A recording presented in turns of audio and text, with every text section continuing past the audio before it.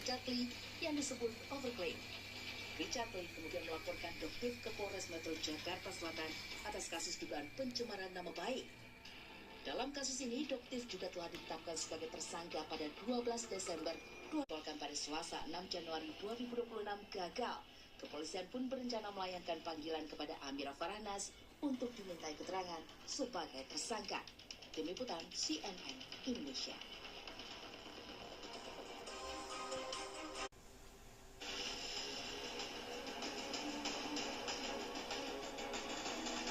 Warung nasi goreng di Desa Ketanian, Kecamatan Panceng, Kabupaten Gresik, Jawa Timur, Minggu dini hari. Tanpa alasan yang jelas, para pelaku menyerang seorang pembeli bernama Ahmad Zaki Syarifuddin menggunakan sejumlah senjata tajam seperti parang, celurit, hingga linggis. Korban mengalami luka di bagian kepala dan mengalami sejumlah luka memar hingga harus mendapatkan perawatan medis.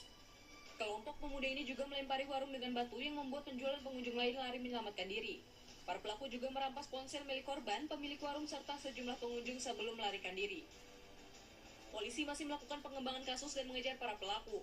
Polisi sudah melakukan olah tempat kejadian perkara dan mengantongi ciri-ciri para pelaku.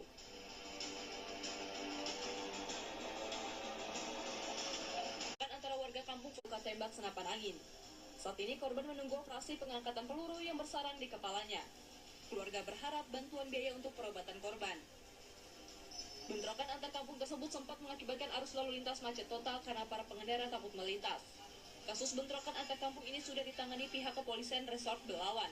Tim Liputan CNN Indonesia.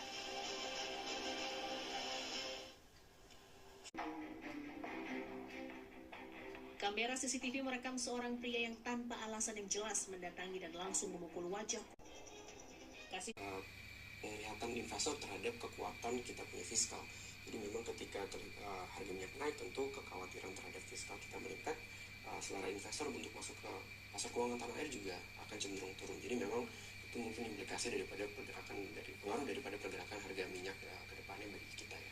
Oke, satu lagi yang cukup berpengaruh juga ya dari sentimen ataupun juga dari isu ini adalah pergerakan harga komoditas emas begitu ya. Kita lihat harga emas ini memang sesuai dengan ekspektasi ya, bergerak menaik begitu, dan kita lihat hari ini di 4.460. Nah, seperti apa mungkin pergerakan harga emas ini akan berlanjut ke depannya dan bagaimana pengaruhnya mungkin kepada emiten-emiten yang bergerak di komoditas ini, Mas? Iya, saya melihat harga emas itu memang secara momentum juga masih berada dalam zona bullish gitu, masih dalam zona momentum penguatan, sehingga walaupun kemarin di minggu lalu sempat terjadi aksi jual yang cukup besar gitu ya secara harian, terkoreksi, namun secara garis besar trennya masih dalam posisi bullish.